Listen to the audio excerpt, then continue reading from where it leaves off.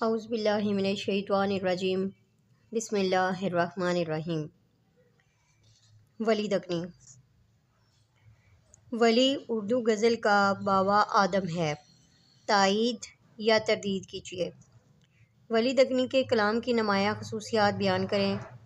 اردو غزل کے ارتقاء میں ولی دکنی کو نقاش اول کا مقام حاصل ہے، بحث کیجیے۔ ولی دکنی کے تعارف پر مختصر نوٹ لکھیے۔ ولی کا وہ کارنامہ خاص کیا ہے جس کی بنا پر انہیں اردو غزل کا معمار اولی تصور کیا جاتا ہے؟ ولی دکنی کے کلام کی دلکشی ان کی خوبصورت تشبیہات میں مضمر ہے، بحث کیجیے۔ ولی دکنی کے کلام کے فنی و فکری پہلو اجاگر کیجیے۔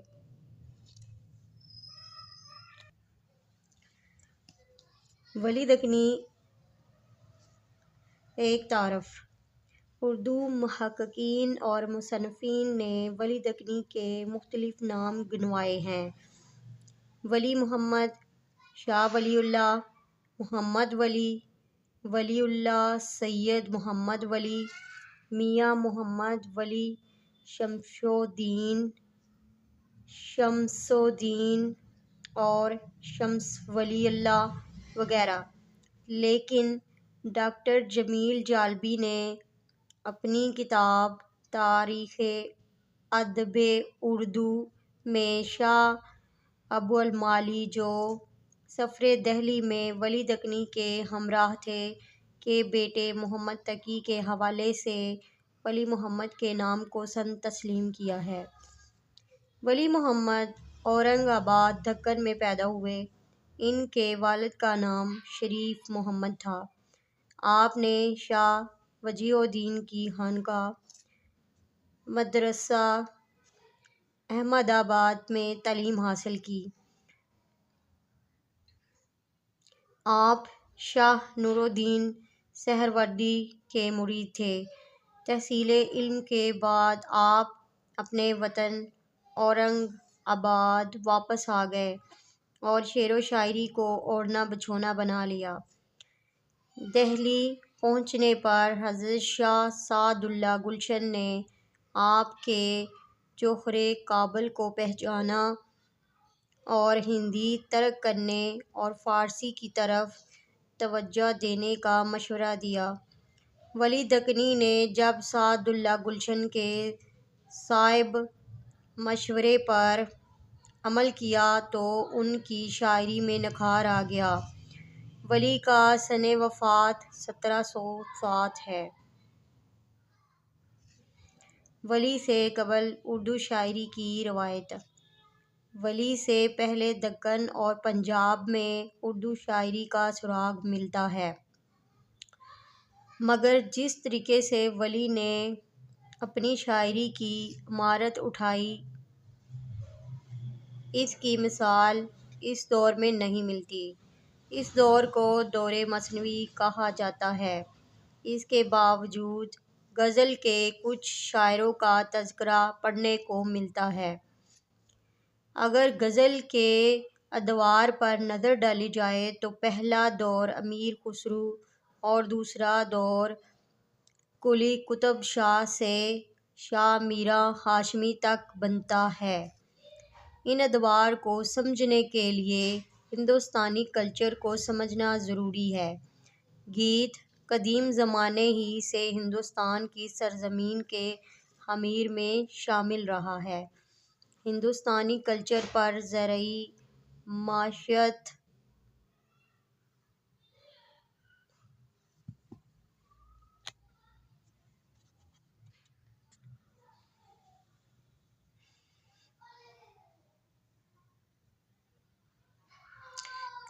ہندوستانی کلچر پر زرعی معیشت کے اثرات دوہوں اور گیتوں کی شکل میں دکھائی دیتے رہے ہیں۔ جب مسلمان فاتح کی حیثیت سے ہندوستان پر قابض ہوئے تو فارسی اور ہندی کے ملاپ سے ریختہ کا آغاز ہوا۔ امیر خسرو کی غزلوں میں گیت کا مزاج شامل ہے۔ جب دکن میں اردو شاعری کا سورج طلوع ہوتا ہے تو قلی قطب شاہ، عبداللہ قطب شاہ، وجی گواسی، علی عادل شاہ اور سید میرا شاہ ہاشمی کے کلام میں ہندی گیت کے لب و لہجے کی گونج سنائی دیتی ہے۔ ان کے کلام میں نہ صرف گیتوں کے الفاظ کی بھرمار ہے بلکہ عشق کے اظہار میں عورت مرد پر سبقت لے جاتی ہے۔ ہندوستان کے کلچر میں بت تراشی کا رجحان غالب رہا ہے اور بت پرستی کا عمل زیادہ مقبول رہا ہے۔ بت پرستی میں پرستش عورت مرد کی جنسی محبت کی شکل اختیار کر لیتی ہے۔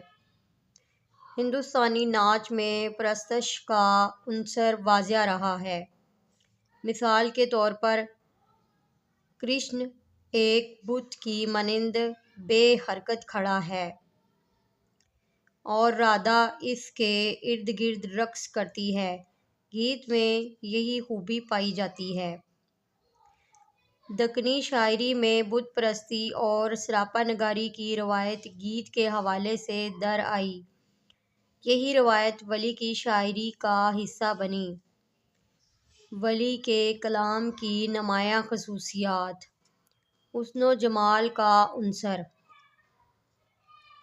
جس نقاد نے بھی ولی کے کلام کا جائزہ لیا ہے اس نے ولی کے کلام میں حسن و جمال کو نظر انداز نہیں کیا۔ ڈاکٹر سید عبداللہ نے ولی کو جمال دوست شاعر کہہ کر پکارا ہے۔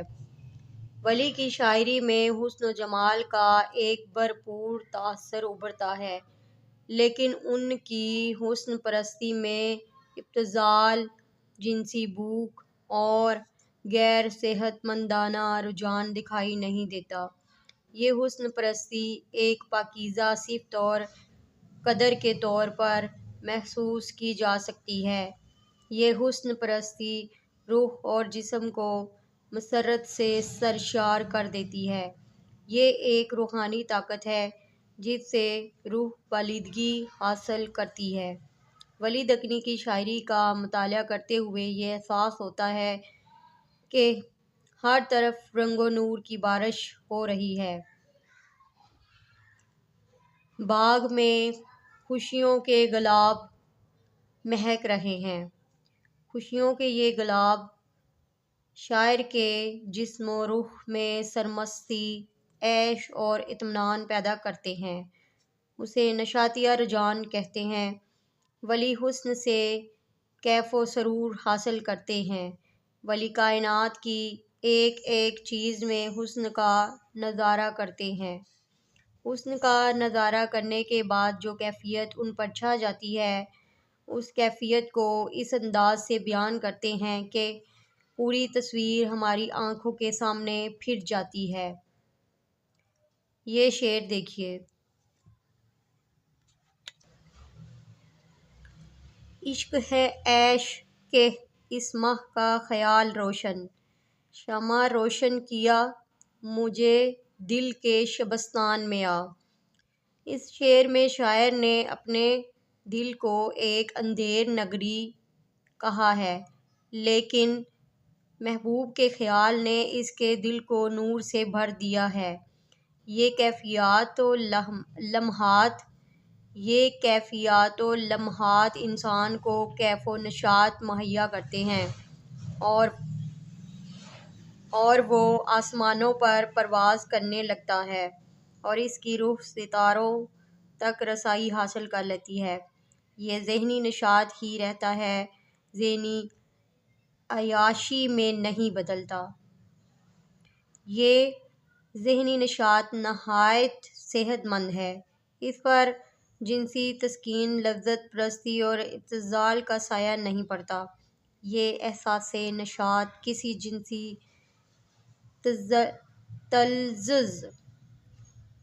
تلذذ کا باعث نہیں ہوتا بلکہ اس سے جو مسرت حاصل ہوتی ہے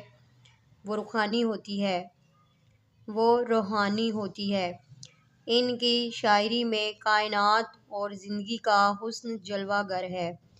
ولی نے اپنی شاعری کے ذریعے حسین و جمیل کائنات کا مرقع ہمارے سامنے رکھ دیا ہے۔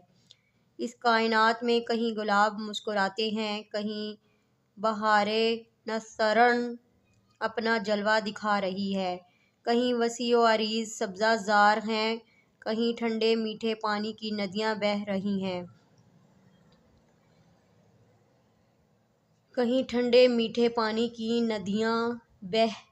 رہی ہیں۔ آسمان پر چاند چمک رہا ہے اور اس کی چاندنی سے وادیاں اور میدان منور ہو رہے ہیں۔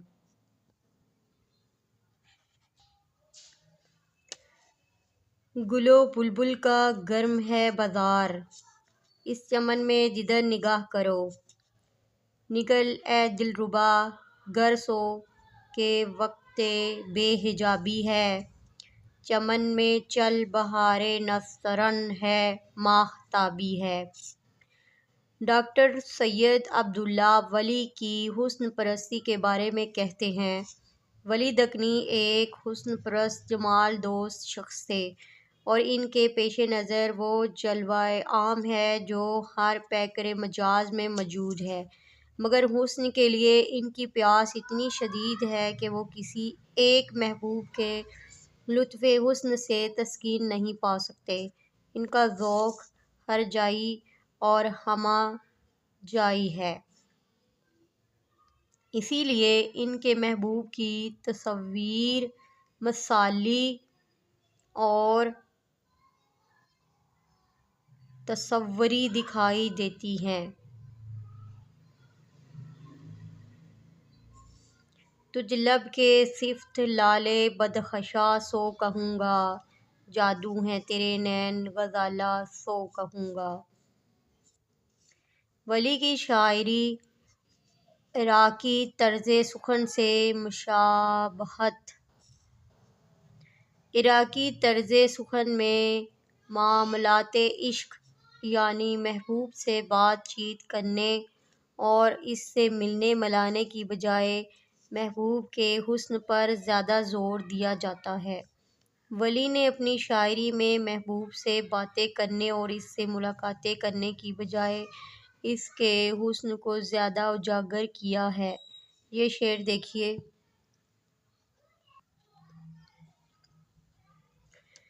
تیرے دو نین دیکھوں جب نظر بھر، مجھے تب نرگساں یاد آوے، تیری زلفاں کی طولانی کوں دیکھے، مجھے لیل زمستاں یاد آوے۔ ولی نے ان اشعار میں محبوب کے حسن کو فطرت کے حسن کے ہم رنگ اور ہم آہنگ کر دیا ہے۔ اسے عراقی طرزِ سخن کہتے ہیں۔ اس سے یہ بات واضح ہو جاتی ہے کہ ولی کائنات کا گہرا مشاہدہ رکھتے ہیں۔ ولی یہ باتیں محض روایتی طور پر یا رواداری میں نہیں کہتے بلکہ یہ باتیں ان کے گہرے مشاہدے کی غماس ہیں۔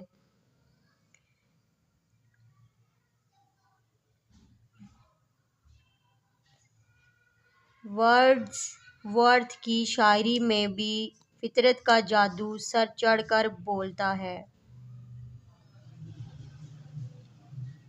ولی فطرت پر کسی فلسفی کی مانند نگاہ نہیں ڈالتے۔ ان کے نزدیک کائنات کے اسرار و رموز کی گتھیاں سلجھا کر انسان کو مایوس کرنے کی بجائے کائنات کی خوبصورتی اور اس کے حسن و جمال کا تذکرہ زیادہ اہم ہے۔ ولی چاند کی چاندنی، سورج کی دھوپ، پھولوں کی مہک اور صبح و شام کے حسن کے گیت گاتے ہیں۔ ولی کا محبوب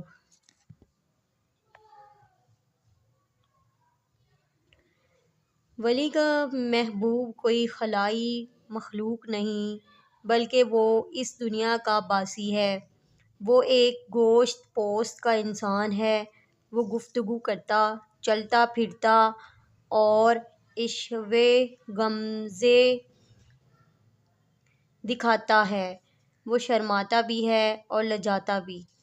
ولی اپنے محبوب کو مختلف ناموں سے پکارتا ہے۔ ولی کبھی اپنے محبوب کو ساجن کہتا ہے اور کبھی اس کے لیے پیتم کے الفاظ استعمال کرتا ہے، کبھی اسے لالن کہتا ہے اور کبھی من موہن، فتنہ رنگیں ادا اور محشر ناز و ادا جیسے ناموں سے بھی اسے پکارا گیا ہے۔ ان الفاظ سے ایک خاص ترنم اور موسیقیت کا احساس ہوتا ہے۔ ان ناموں سے یہ بات بھی ثابت ہوتی ہے کہ ولی اپنے محبوب پر ہزار جان سے فریفتہ ہے۔ ولی کو اپنے محبوب سے بے پناہ محبت اور عشق ہے۔ نقادوں نے یہ بھی کہا ہے کہ ولی کا محبوب اردو شاعری کے روایتی محبوب جیسا نہیں، بلکہ وہ پاک نفس، خوددار اور باحیا ہے۔ غم سوں تیرے ہیں ترحم کا حال ولی، ظلم کو چھوڑ سجن شیوہ احسان آ، جلتا ہوں شب و روز تیرے غم میں اے ساجن، یہ سوز تیرا مشعلِ سوزاں سو کہوں گا۔ ہوئے ہیں رام پیتم کے نین آہستہ آہستہ، کہ جیوں پھاندے میں آتے ہیں ہرن آہستہ آہستہ۔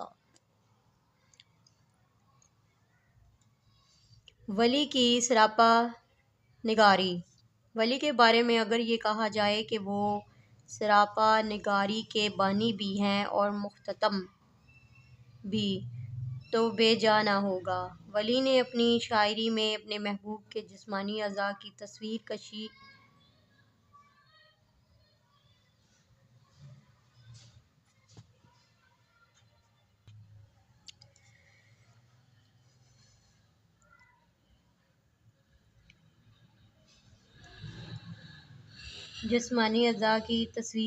کی ہے۔ ان سے پہلے اردو شاعری میں اس کا سراغ نہیں ملتا۔ وہ اپنے محبوب کے ایسے کشیدہ خواہ ہیں کہ ان کے محبوب کا مکمل سراپا ہماری آنکھوں کے سامنے آ جاتا ہے۔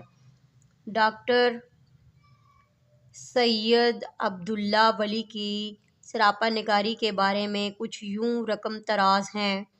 انہوں نے انسانی حسن اور اس کے متعلقات کو فطرت اور کائنات کی حسین اشیاء کے حسن و جمال کے مرقع میں اس طرح سجایا ہے کہ اس شیش محل میں حسن محبوب کی چمک دوبالا ہو گئی ہے۔ ڈاکٹر عبادت بریلوی کہتے ہیں، ولی دکنی کا کمال یہ ہے کہ وہ حسن کے مختلف پہلوؤں کی تصویریں ہی نہیں کھینچتے، اس کی مصوری بھی کرتے ہیں، جو حسن کے اثر سے ان پر طاری ہوتی ہے۔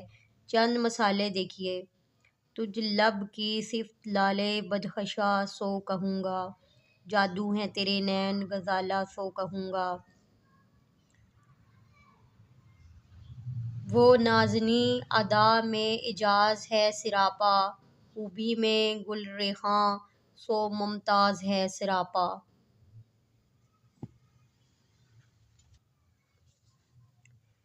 لب پہ دلبر کے جلوہ گر ہے جو خال، حوض کوثر پہ جیویں کھڑا ہے بلال۔ صنعت کے مصور نے صباحت کے صفحے پر تصویر بنائی تیری نور کو حل کر۔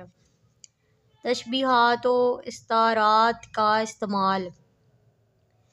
ولی کی شاعری میں تشبیہات و استعارات موتیوں کی مانند چمکتے دمکتے نظر آتے ہیں۔ ولی نے چونکہ فارسی غزل سے بھی استفادہ کیا ہے، اس لیے ان کی تشبیہات فارسی غزل اور ہندی ماحول کا حسین امتزاج ہیں۔ تشبیہ کلام کے حسن کو چار چاند لگا دیتی ہے۔ جب کسی لطیف ترین خیال کو پیش کرنے میں الفاظ قاصر ہوں تو تشبیہ شاعر کا کام آسان کر دیتی ہے۔ تشبیہ اگر انوکھی اور حسین ہو تو کلام میں مزید نکھار پیدا ہو جاتا ہے۔ ولی جب محبوب کی سراپا نگاری پر اپنا زور قلم صرف کرتے ہیں تو محبوب کے ایک ایک عضو کے لیے نئی نئی تشبیہات اور استعارات کا اہتمام کرتے ہیں۔ ولی کی ان نادر تشبیہات نے ان کے کلام کو امتیاز بخشا ہے۔ ڈاکٹر سید عبداللہ ولی کی تشبیہات کے بارے میں نہایت خوبصورت خیالات کا اظہار کرتے ہوئے کہتے ہیں، ان کے طریقے تشبیہ کے بعض مخصوص رجحانات ہیں جن سے ان کے کلام کی پوشیدہ اسرار کا پتہ چلتا ہے۔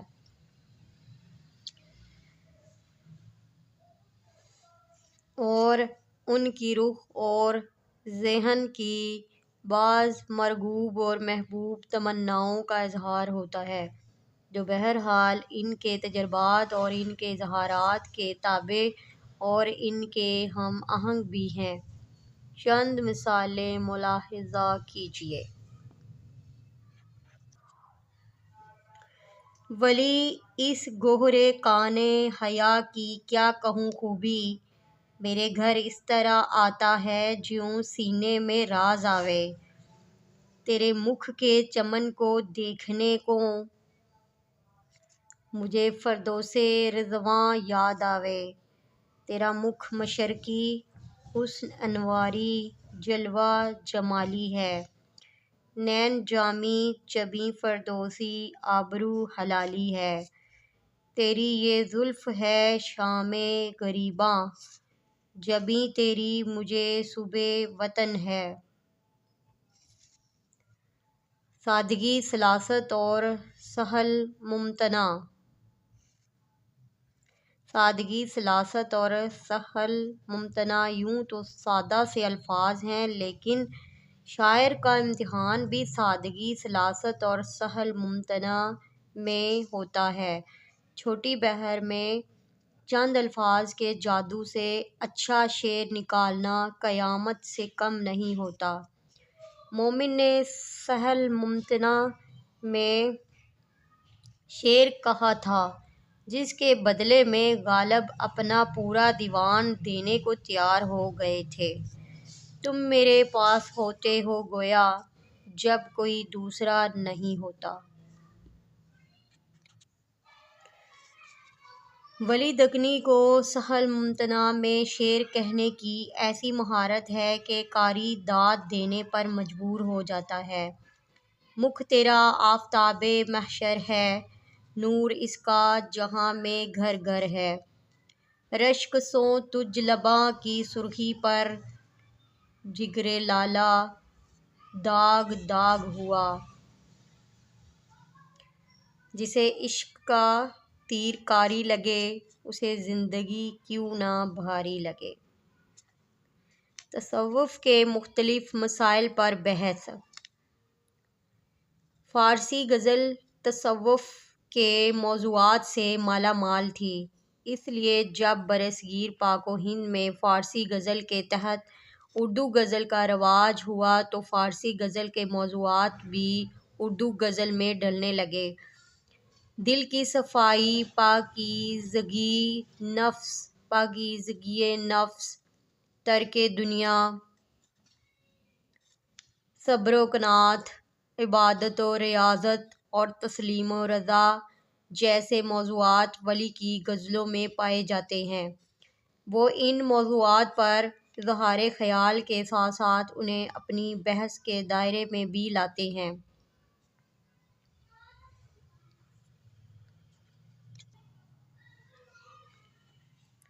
ولی اردو شاعری کا باوا آدم۔ مولانا محمد حسین آزاد نے ولی کے بارے میں یہ رائے دی تھی یہ نظم اردو نسل کا آدم جب ملک عدم سے چلا تو اس کے سر پر اولیت کا تاج رکھا گیا۔ مولانا محمد حسین آزاد کے ان الفاظ سے اس بحث نے جنم لیا کہ ولی اردو شاعری کا باوا آدم ہے یا نہیں۔ یہ بھی ممکن ہے کہ ولی سے قبل غزل گو شعراء کے بارے میں مولانا آزاد کے سامنے کوئی تحقیقی کام نہ ہو۔ البتہ یہ کہا جا سکتا ہے کہ ولی نے اردو شاعری کو جس مقام تک پہنچایا اور اردو شاعری کو ان کی بدولت اتنی پختگی نصیب ہوئی، وہ ان سے قبل اردو شاعری کے حصے میں نہیں آتی تھیں۔ اس بنا پر ولی دکنی کو اردو شاعری کا باوا آدم کہا جا سکتا ہے۔ لا ریب ولی دکنی نے اردو غزل میں نئے نئے مضامین باندھے۔ انہوں نے قدیم غزل کا رنگ روپ نکھار کر اسے جدید غزل میں بدل دیا۔ ولی کے دور میں اردو زبان میں وسیع ذخیرہ الفاظ کی کمی تھی۔ ولی نے اپنے فطری لسانی و فنی شعور کے تحت اردو زبان کے دامن کو ہندی، فارسی اور مقامی زبانوں سے مالا مال کر دیا۔ یہ ایسے الفاظ ہیں جن کا آپس میں گہرا رشتہ ہے۔ یہ الفاظ موسیقیت کے اعتبار سے بہت خوبصورت ہیں۔ ولی کی زبان اتنے برس گزر جانے کے بعد بھی نئی نئی سی محسوس ہوتی ہے۔ ولی نے اردو غزل کو نئے سانچوں میں ڈھالا۔ ولی کی شاعری میں مضامین کی جدت بھی ہے، فنی پختگی بھی ہے اور اظہار کی خوبصورتی بھی۔ ان خیالات کے پیش نظر ولی دکنی اردو شاعری کا باوا آدم کہا جا سکتا ہے۔ ولی حسن و جمال کا شاعر۔ ولی دکنی حسن و جمال کا شاعر تھا۔ اس کی غزلیات کی روشنی میں اظہار خیال کیجیے۔ چونکہ ولی دکنی کی عاشقانہ تعلیمات غزل کے مزاج سے ہم آہنگ نہیں، اس لیے ولی دکنی کی غزل میں بے حد رچاؤ پایا جاتا ہے۔ اس حوالے سے ولی دکنی کی عشقیہ شاعری کا جائزہ لیجیے۔ ولی جمال دوست شاعر ہیں، لیکن تفکر کی کمی کے سبب حسن سے ان کی دلچسپی حیاتی سطح سے بلند نہیں ہوتی۔ آپ کا کیا خیال ہے؟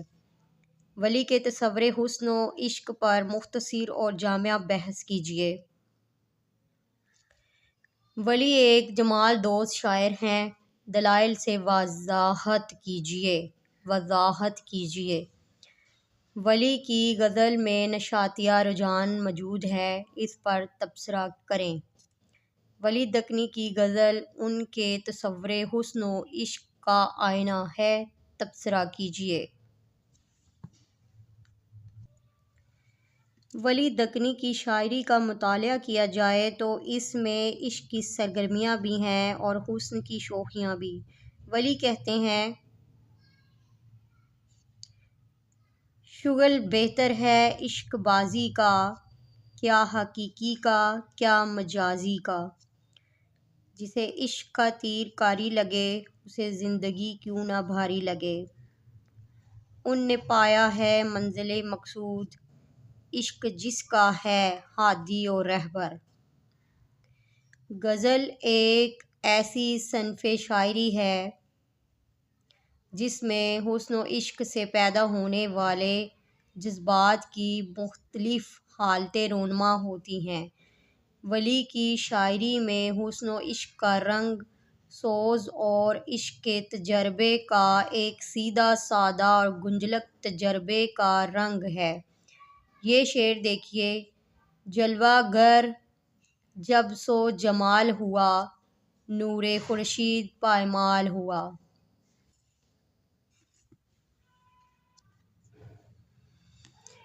ہے تیرا حسن ہمیشہ یکساں، جنت سو بہار کیوں کہ جاوے۔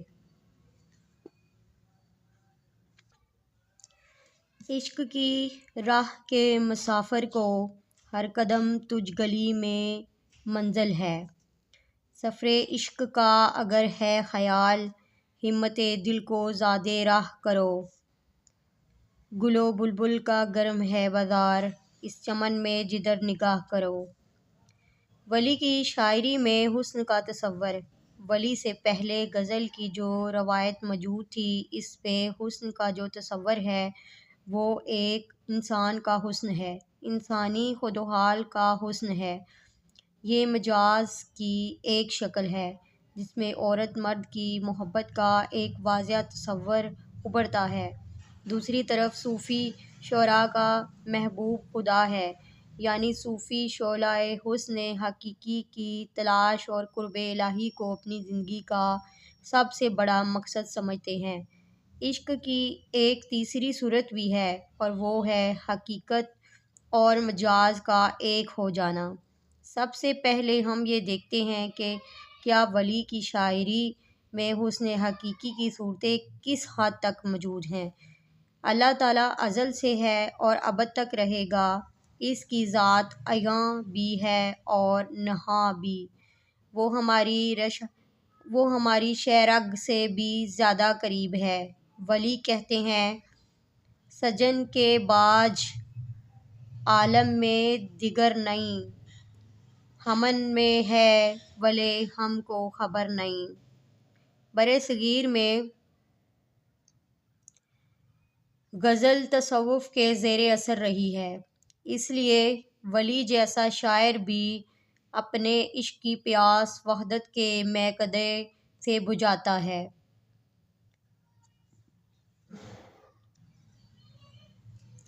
وہ خدا کو واحد و شاہد مانتا ہے اور اس کی محبت میں مست اور بے نیاز رہتا ہے۔ یہ حضوری کی کیفیت ہے جو ولی ہے مرجع ہر جزو و کل۔ جو ولی ہے مرجع ہر جزو و کل، وہ میرا مقصود جان و تن ہوا۔ وہ میرا مقصود جان و تن ہوا۔ وحدت کے میکدے میں نہیں بار ہوش کوں، اس بے خودی کے گھر کی طرف سد کو ڈال ہل۔ وحدت کے میکدے میں نہیں بار ہوش کوں، اس بے خودی کے گھر کی طرف سد کو ڈال ہل۔ ولی کائنات میں ہر طرف اللہ تعالیٰ کا حسن بے حجاب دیکھتے ہیں۔ عیاں ہے ہر طرف عالم میں حسن بے حجاب اس کا، بغیر از دیدہ چراں نہیں جگہ میں نقاب اس کا۔ صوفیاء کے نزدیک یوں تو ذرے ذرے میں اللہ تعالیٰ کا حسن موجود ہوتا ہے، لیکن انسانی شکل میں اللہ تعالیٰ کی جلوہ آرائی زیادہ مؤثر اور بھرپور طریقے سے ہوتی ہے۔ ولی محبوب کے چہرے کو دیکھ کر دیدار الہی کرتا ہے۔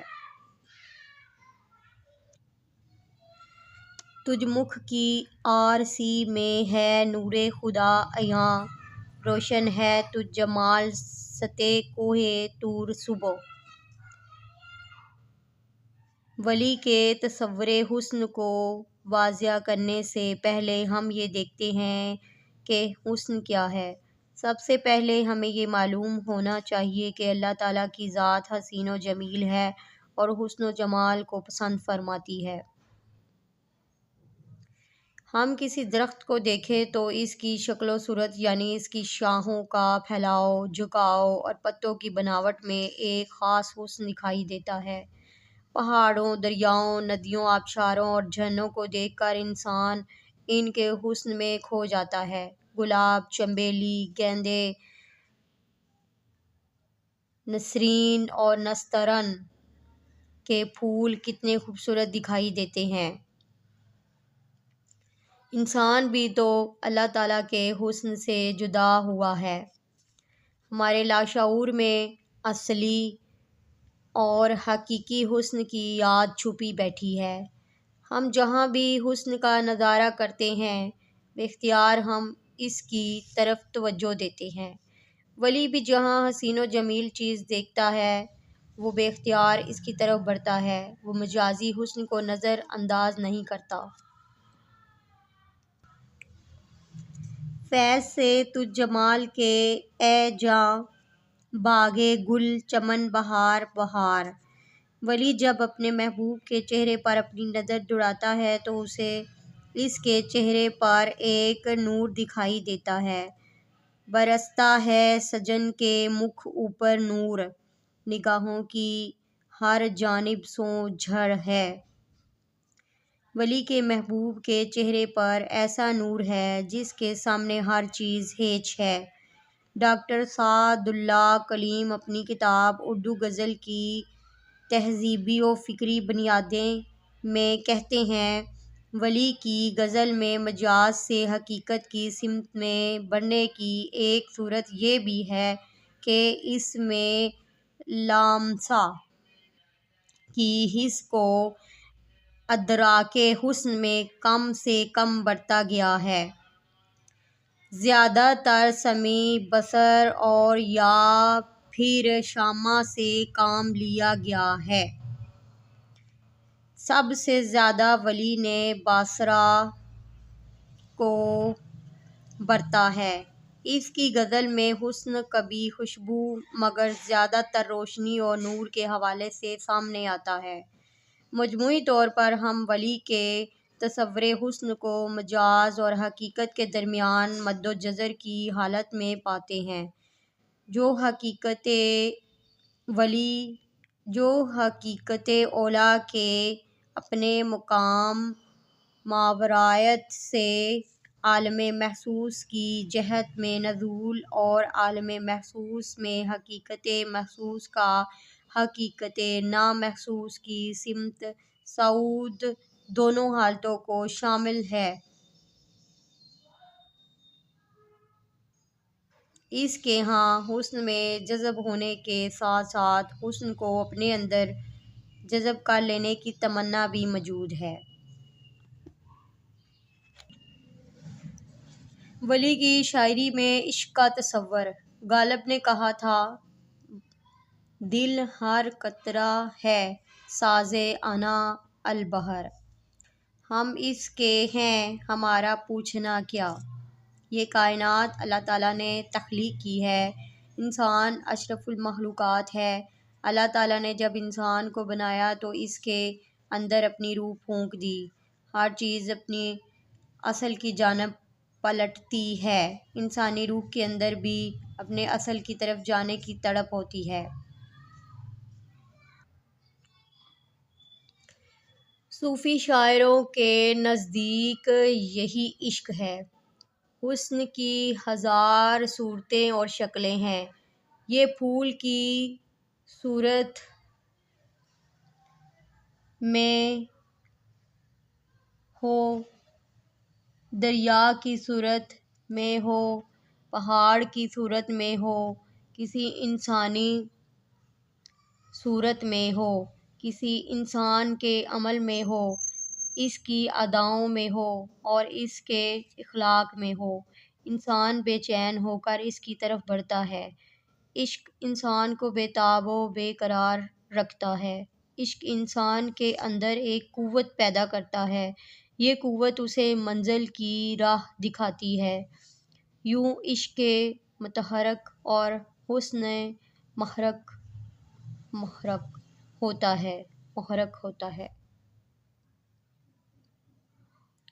یوں عشق متحرک اور حسن محرک ہوتا ہے۔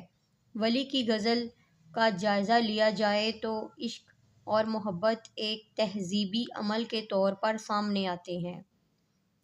ولی کے ہاں تسلیم و رضا، ایثار، باطنی صفائی، سچائی، خلوص، بے ریائی، بے ریائی خلوص، بے ریائی و احترام، حیرت اور پاک بازی جیسی اقدار پائی جاتی ہیں۔ کار عاشق تو راست بازی ہے، کج نکو کر سجن تو آبرو کو۔ ولی آپس کے قدم بوس کے شرف سو مجھے، ہزار شکر کی دلبر نے سرفراز کیا۔ ہے منحصر اسی میں عاشق کی سرخ روئی، خدمت میں گل رخاں کے جیوں سو نیاز کرنا۔ ہر دکھ پہ کر صبر ولی عشق کی راہ میں، عاشق کو نہ لازم ہے کرے دکھ کی شکایت۔ بن خامشی ولی نہ ملے گوہر مراد، حیرت کے باج اور ہے سب قیل و قال محض۔ نہ لہو ہووے چرخ کی گردش، سوں اس کے حال میں گردش۔ بجا ہے قطب کی مانند استقلال عاشق کا، گر آرزو ہے تجھ کو مقصد کے گل کا کھلنا۔ گر آرزو ہے تجھ کو مقصد کے گل کا کھلنا، ٹک بند کر زبان کو مکھ میں کلی کی مانند۔ اگر ہم غزل کو اپنی مجموعی زندگی کا استعارہ سمجھ لیں تو ہمیں محبوب، عاشق اور رقیب کے کردار ملتے ہیں۔ منزل محبوب ہے، عاشق مسافر ہے اور رقیب مسافر ہے۔ رقیب مسافر کو منزل تک پہنچنے میں رکاوٹیں پیدا کرتا ہے۔ غزل میں وعظ، ناصح اور شیخ کے کردار ہیں جو منزل کے راستے میں حائل ہوتے ہیں اور مسافر کو مشکلات پیش آتی ہیں۔ اس طرح ہم غزل کے نظام اقدار تک پہنچ جاتے ہیں۔ آئیے دیکھتے ہیں کہ ولی کے ہاں عشق کن اقدار کی صورت میں سامنے آتا ہے۔ اس کی تعظیم ہوتی اہل چمن پر واجب، بلبلِ باغ نے جب مصحف گل یاد کیا۔ بس کہ یادِ حسن سیرت بخش ہے، دل میرا صافی میں جیوں درپن ہوا۔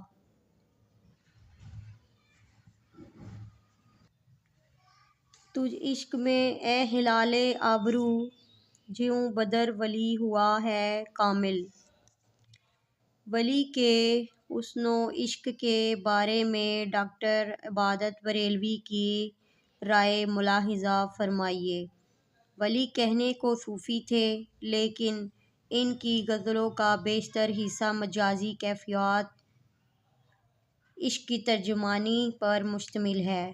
ولی نے انسانی حسن کو بڑی شدت سے محسوس کیا۔ ان کی غزلوں کو مجموعی طور پر دیکھا جائے تو حسنِ صنف لطیف کا حسن نظر آتا ہے، اور اس حسن میں بھی مقامی رنگ کے اثرات ہیں، اور یہ حسن پرستی ان کے یہاں محض بوالحوثی یا ہوس ناکی تک محدود ہو کر نہیں رہ جاتی، وہ عشق کی دنیا میں پہنچتی ہے۔ وہ حسن کی تفصیل کے ساتھ ان کیفیات کی ترجمانی بھی کرتے ہیں جو ہر صحت مند انسان پر طاری ہو سکتی ہے۔ ولی ان دونوں کے شاعر ہیں۔ ان کی غزلوں میں خارجی حسن کی کیفیت کا بیان بھی ہے اور ساتھ ہی ساتھ ان آفاقی واردات و کیفیات کی ترجمانی بھی ہے جن کو عشق پیدا کر سکتا ہے۔ ولی کے عشق میں سپردگی ہے، لیکن اس میں انتہا پسندی رونما نہیں ہوتی، اسی لیے سوز و گداز توازن کی غزلوں میں پیدا ہو جاتا ہے۔ اسی لیے سوز و گداز تو ان کی غزلوں میں پیدا ہو جاتا ہے، لیکن قنوتیت سے وہ دامن بچائے رکھتے ہیں۔ ولی نے عشق کا جو تصور پیش کیا ہے، اس میں اسی وجہ سے لیے دیے رہنے والی کیفیت ملتی ہے۔ ایک رفعت اور برتری کا احساس ہوتا ہے۔ وہ اس عشق اور اس کی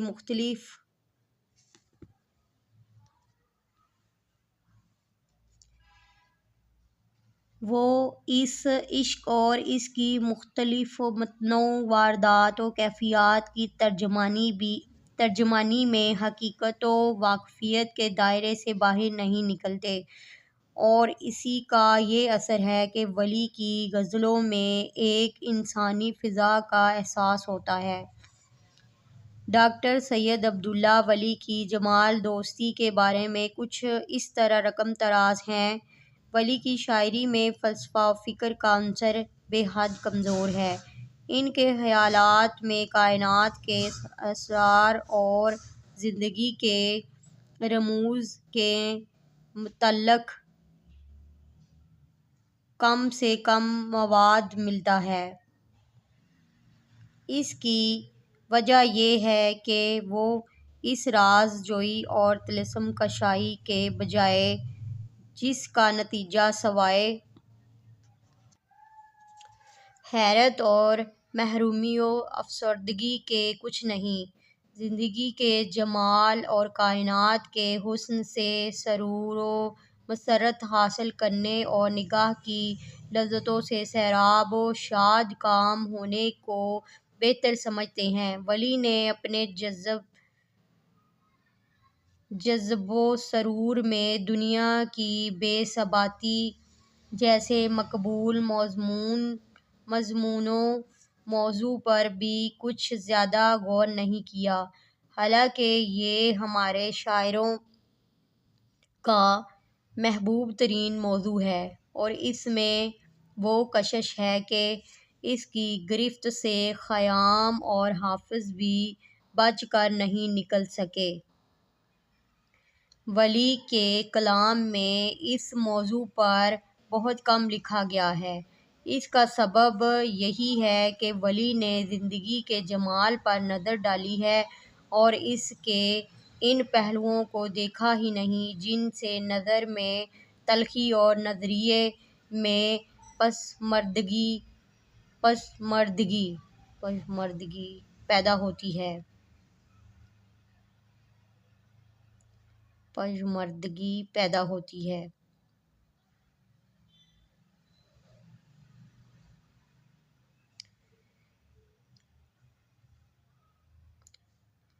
اور اس کے ان پہلوؤں کو دیکھا ہی نہیں جن سے نظر میں تلخی اور نظریے میں پژمردگی پیدا ہوتی ہے۔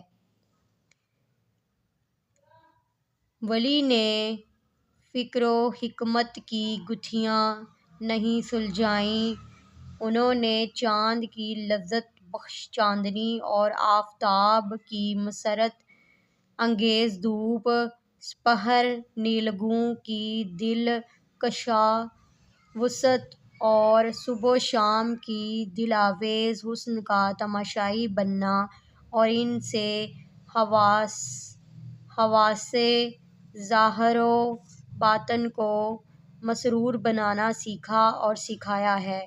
ولی فلسفہ زندگی کے ترجمان اور شارح نہ تھے، جمال زندگی کے وصاف اور کشیدہ خواں تھے۔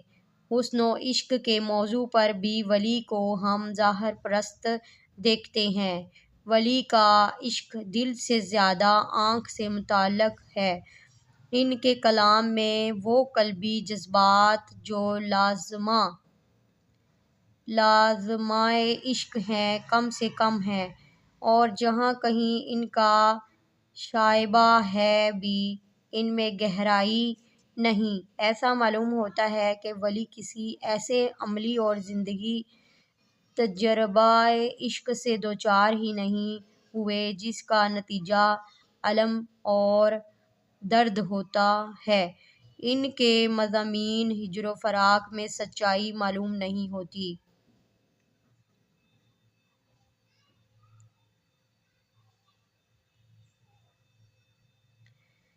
وہ شاید اس مرحلے سے گزرے ہی نہیں، اور یہ کہنا پڑتا ہے کہ عشق کے متعلق ان کا تصور ایک بامراد عاشق کا تصور ہے، مگر یہ عاشق ایسا عاشق ہے جسے ذوق نظر یا محض تصور ہی سے تسکین حاصل ہو جاتی ہے، کیونکہ وہ صرف جمال کا عاشق ہے، اور یہ جمال کسی ایک فرد یا ایک پیکر میں مقید نہیں بلکہ عام ہے۔